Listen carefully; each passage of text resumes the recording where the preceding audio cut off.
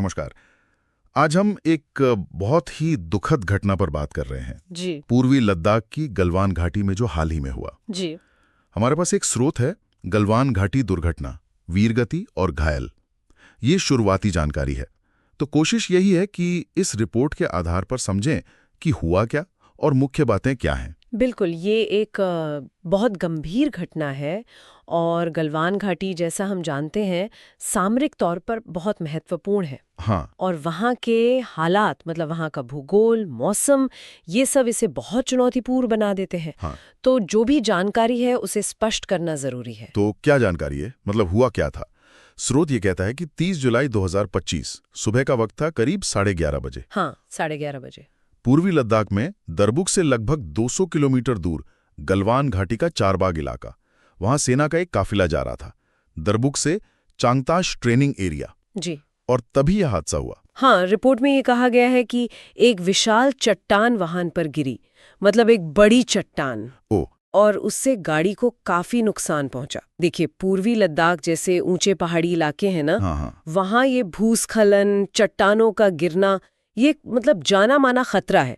हाँ। रास्ते अक्सर मुश्किल होते हैं, संकरे होते हैं, बिल्कुल, मौसम का भी असर पड़ता होगा। बहुत ज्यादा। और ये जो रास्ता है दरबुक से चौंगताश, हाँ। ये सेना की आवाजाही के लिए अहम है, तो वहाँ गाड़ियाँ चलती रहती और हैं। इस हादसे में, जैसा कि रिपोर्ट बता रही है, हमने अपने 2 बहादुर सैनिक खो दिए। जी, ये बहुत दुखद है। लेफ्टिनेंट कर्नल भानु प्रताप सिंह मनकोटिया और लांस दफादार दलजीत सिंह, वो 14 सिंध हॉर्स यूनिट से थे, वो वीरगति को प्राप्त हुए। ये सेना के लिए और देश के लिए वाकई एक बहुत बड़ी क्षति है। और यहाँ ये भी देखना होगा कि एक वरिष्ठ अधिकारी, जी हाँ, लेफ्टिनेंट कर्नल रैंक के, हाँ, और एक अनुभवी एनसीओ लांस दफादार, जी हाँ, दोनों ही यूनिट के लिए बहुत महत्वपूर्ण होते हैं। एक नेतृत्व के स्तर पर योजना बनाने में, और दूसरा जमीनी अनुभव और स्थिरता के लिए। सही बात है, मतलब एक ही घटना में दोनों स्तर का नुकसान, ये यूनिट के लिए भारी होगा। बिल्कुल, बहुत भारी। और बात यहीं खत्म नहीं हुई। स्रोत ये भी बताता है कि 3 और अधिकारी हैं जो गंभीर रूप से घायल हुए हैं। हाँ, मेजर मयंक शुभम, मेजर अमित दीक्षित और कैप्टन गौरव। कैप्टन गौरव 60 आर्म रेजिमेंट से हैं। रिपोर्ट में गंभीर रूप से घायल लिखा है, मतलब चोटें काफी सीरियस हैं। निश्चित रूप से। और इसका सीधा असर, जैसा आपने कहा, यूनिट्स पर पड़ेगा। 14 सिंध हॉर्स और 60 आर्म रेजिमेंट, हाँ दोनों पर। हाँ, न सिर्फ ऑपरेशन के लिहाज से, बल्कि जो वहाँ जवान हैं, उनके मनोबल पर भी असर पड़ता है ऐसी घटनाओं का। सही कहा। और ये घटना एक बार फिर हमें याद दिलाती है कि हमारे सैनिक सिर्फ सरहदों पर दुश्मन से ही नहीं लड़ते, बिल्कुल, बल्कि हर रोज अपने सेवा क्षेत्र में वो उन मुश्किल रास्तों, इस अप्रत्याशित मौसम से भी जूझते हैं।